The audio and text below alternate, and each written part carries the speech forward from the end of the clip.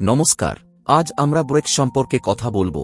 10টি প্রধান অর্থনীতির একটি গ্রুপ, ব্রাজিল, রাশিয়া, ভারত, চীন, দক্ষিণ আফ্রিকা এবং 5টি নতুন সদস্য, মিশর, ইথিওপিয়া, সৌদি আরব, সংযুক্ত আরব আমিরাত এবং ইরান।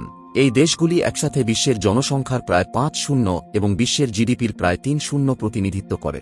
কিন্তু তাদের সামনে একটা বড় চ্যালেঞ্জ রয়েছে।